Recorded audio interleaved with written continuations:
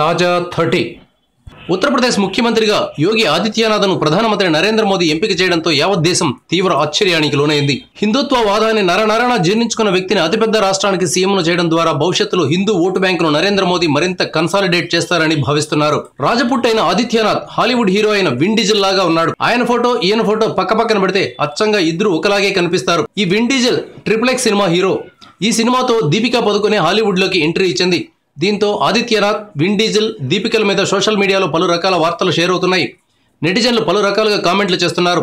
Win diesel, Yogi Adityanath కవల పిల్లలని, పుట్టగానే హాస్పిటల్లో వారిద్దరిని వేరు చేశారని కామెంట్లు రాస్తున్నారు. యూపీ సీఎం అవుతున్నందుకు కంగ్రాట్స్ విన్ డీజిల్ అంటూ మరొకరు కామెంట్ రాశారు. ఇంకొకరైతే దీపికా పదుకొనతో కలిసి ఆదిత్యనాథ్ ప్రమాణ స్వీకారం చేస్తారని చెప్పుకొచ్చారు. ఇదిలా ఉంటే ఆదిత్యనాథ్ కు మద్దతుగా ఆయన స్వస్థలమైన గోరఖ్పూర్ లో ముస్లింలు భారీ ర్యాలీ తీశారు. యోగి ఆదిత్యనాథ్ హిందూ మతానికి ఎంత గౌరవం ఇస్తారో ముస్లిం సమాజాన్ని కూడా అంతే గౌరవిస్తారని బ్యానర్లు చేతపట్టుకుని ర్యాలీ తీశారు.